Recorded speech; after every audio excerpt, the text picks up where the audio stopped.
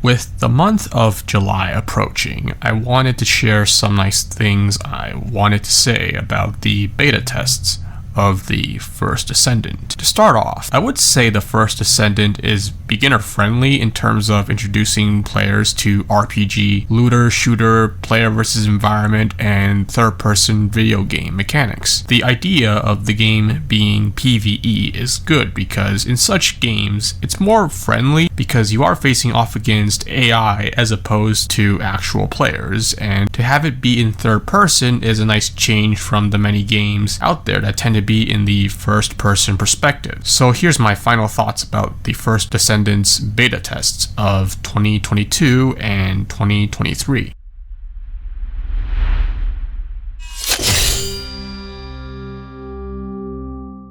When I first heard about the First Descendant in 2022 and trying out the game for the first time, the opening mission of the game, I would say that particular mission in the 2022 beta was quite easy to understand as opposed to what was shown in the crossplay beta in 2023. My arguments would have to be how you can take your run-of-the-mill shooter game mechanics experience and apply it to the mission, just from using the weapons you have, running to the checkpoint, and encountering a surprise attack that eventually forces you to take another path around. Then there's the one moment of introducing you to the grappling hook, encountering easy to kill enemies, and taking on one colossi boss. Again, it was my first time playing the game, and choosing Lepic as my starter descendant was a good choice because his equipment and passive skill can come in handy at any time, because when you are new to the game, you are not familiar with whatever surprises lurk around the corner. To start with the fragmentation grenade, this is the one piece of equipment anyone would be familiar with when it comes to bringing in experience from other games, and it will come in handy, of course,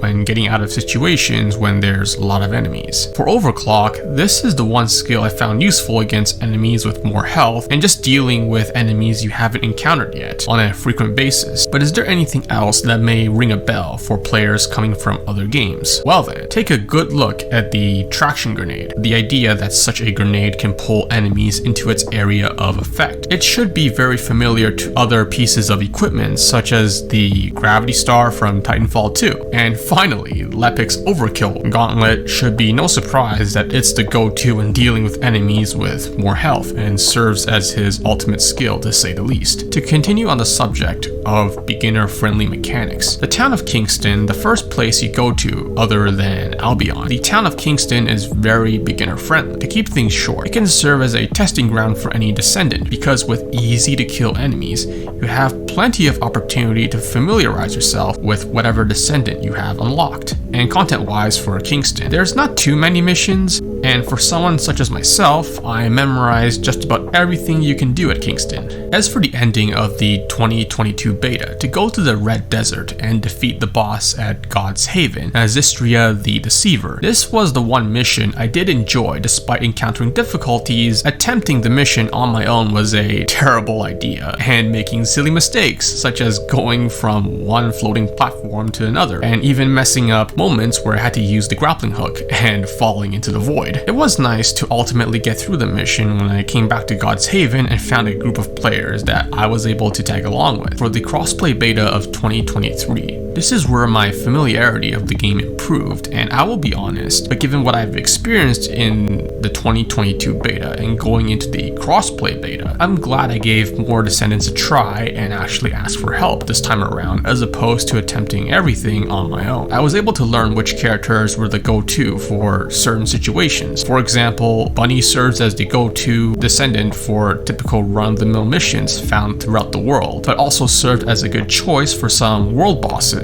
such as Demogorgon the Creepy, whereas some, such as Glay, serve as the go-to for dealing with void boss intercepts. And just like the 2022 beta, the crossplay beta did a great job with whatever locations were available for all of us to explore. For my personal opinion, when it comes to the crossplay beta of 2023, the Stairlands nailed it by showing all of us how unique the place is on its own, ranging from the appearance of the map with its industrial designs and its missions are also a very fun experience. What I have on screen links to a video I uploaded of my experience on some of the missions at these Stereolands when I found others to tag along with. And this is where you will notice how the devs designed various missions to take place in buildings that feel quite vast, going deeper into the buildings and encountering lots of enemies around every corner. But what else did the 2023 crossplay beta do a good job on? It's the Void Boss intercepts, not only in the designs of each Colossi, but this time around also featured one that is more brighter as opposed to the one in 2022 that was more darker in design. And yes, I would say the 2023 Void Bosses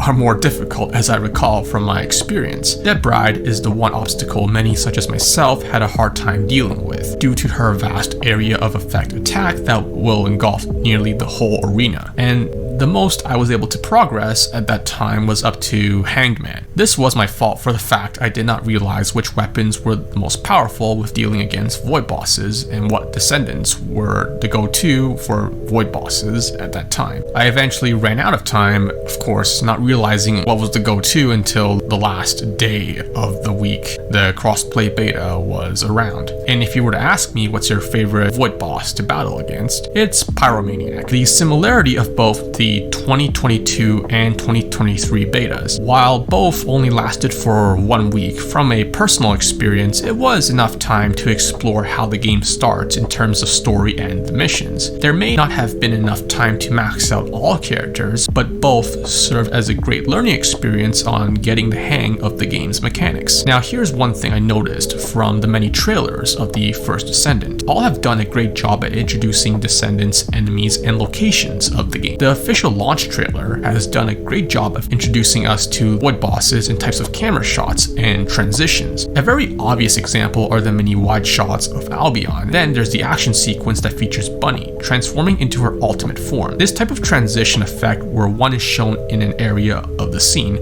maintaining a similar stance, or action with the background transitioning to another scene. This is one effect you can find throughout many pieces of creative media, such as the opening main menu of Forza Horizon 4. And on the note of camera shots, and if you want to see another example, here's a collection of the different types of camera shots that we recently have been shown. Take a look at some of the locations you can explore at launch. When taking a screenshot of a vast structure or any area with more than one structure, the idea is to go with a wider shot, accompanied by camera placement of your choice, either taking the shot perfectly straight or taking a shot from a worm's eye view perspective. You can showcase how tall a structure is, and on the other hand, a more focused or closer shot can showcase a single structure within one setting. So what about all of you? What aspects of the game did you enjoy? And starting out as a new player during those times, what did you find difficult? Are there any crazy stories you want to share? And to those who I tagged along with in my Stereolands video, I hope to see all of you at the game's official launch or sometime later down the road. My name is Dragon Actual, and thanks for watching. See you next time.